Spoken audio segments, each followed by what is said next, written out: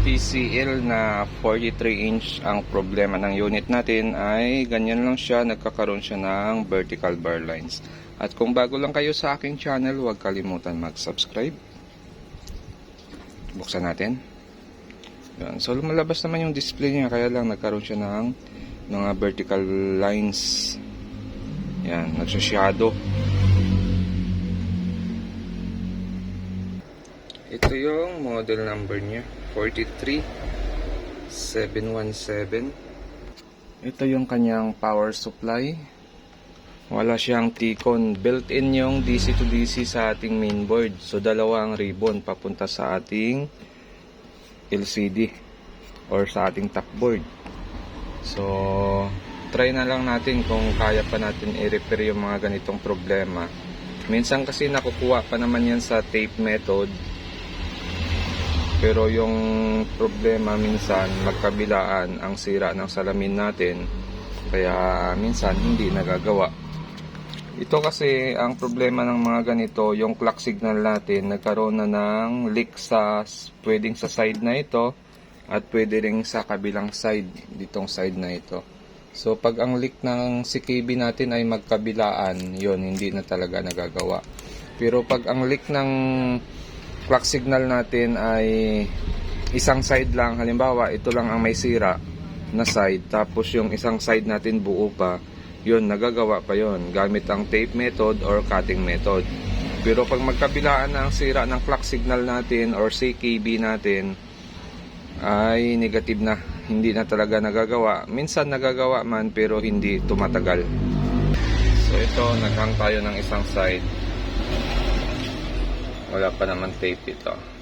So try natin yun kung may display ito. So wala, ganyan lang siya. Walang display yung side na ito. Bali ito yung nakahang ngayon. Yan, yung papunta rito. So itong side na to walang display pag nakahang yung ribbon na ito. Dahil ito yung side na walang signal. Ngayon dapat magkaroon ng display yung isang side na ito.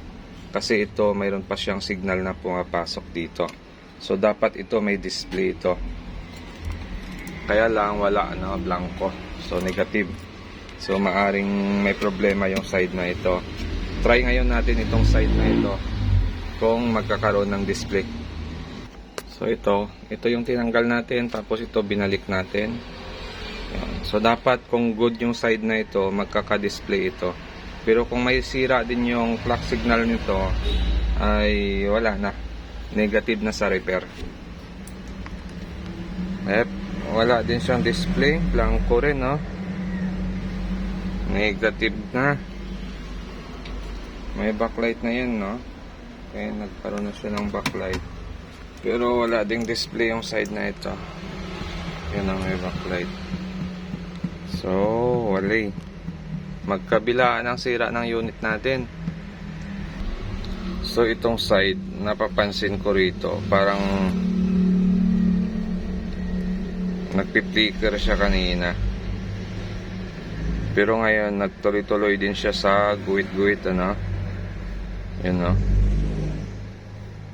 So parang negative, magkabilaan ang problema ng salamin natin. Hindi na siya nagki-cleared.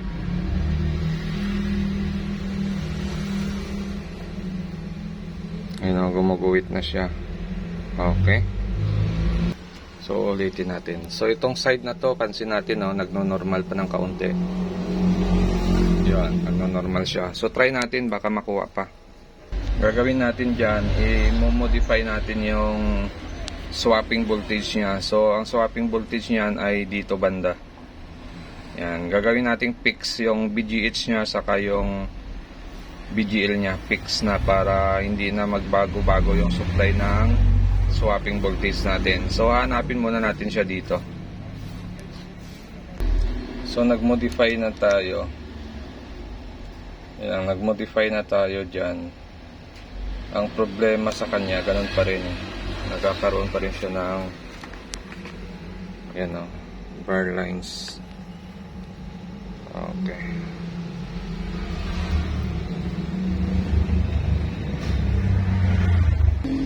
Ito, ginawa natin. Minodify natin ito.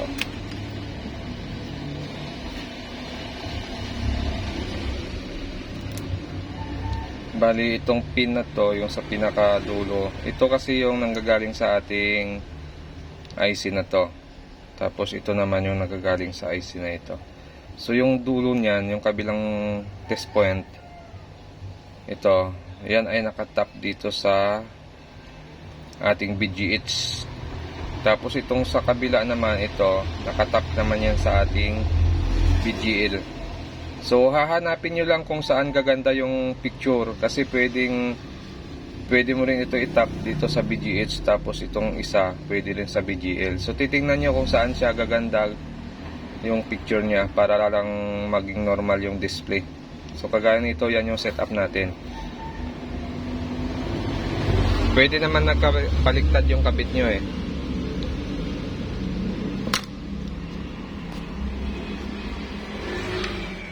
Yan o. Okay, wala na siyang vertical bar lines, ano? So try natin i-off. Off natin. Tapos saksak ulit natin. Ngayon na masaksak. Yan, walang backlight yan, no? Naka-off yan. Okay. Patagalin natin yung konti.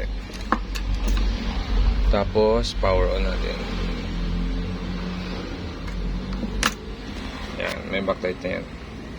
Nalabas na CTCL. Yun, no? Okay, so hindi na siya nagbabar lines, no?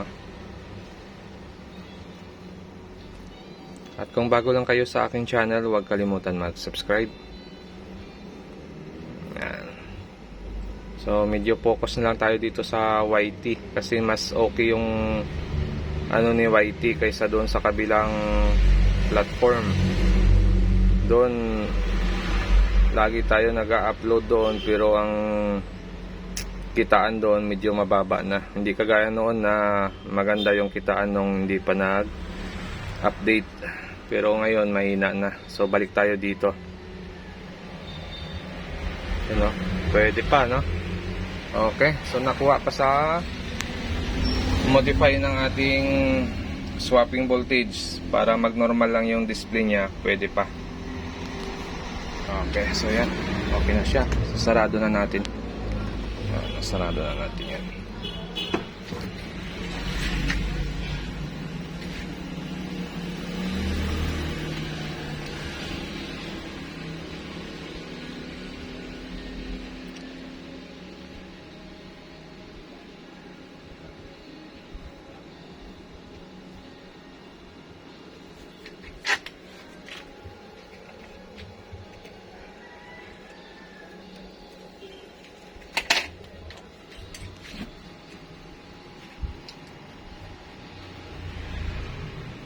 So yan na yung display niya.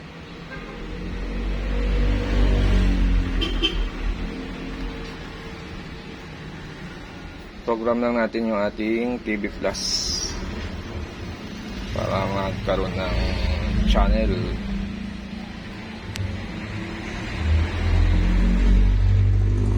So okay pa siya, hindi pa siya nagkakaroon ng vertical bar lines, pero mayroon ako napansin dito. Parang nagkaroon ng spot, ano. Tapos yung mga kanto-kanto nito hindi na maayos. Yung kabila parang okay pa, pero itong sa baba nagko-curve na rin, no? Pero ito ganun din, nagko-curve din ito. Sana tumagal pa. So yung mga ganitong repair kasi pwedeng tumagal, pwedeng hindi. Paswertihan na lang. Kumbaga, ginawa natin dito, remedyo na lang sa pinakasalamin niya. Pero may mga ganitong repair naman na tumatagal. Minsan umaabot din ng taon, minsan lagpas din ng taon. Kasi yung sa akin, yung gamit ko sa kwarto, lagpas na ng 1 taon yun, mahigit eh. Okay pa naman kahit one side niya ang sira. So, paswertihan pa rin pagdating sa panel damage, ano, yung mga clock signal nagkaroon ng problema. Ay paswertihan pa rin.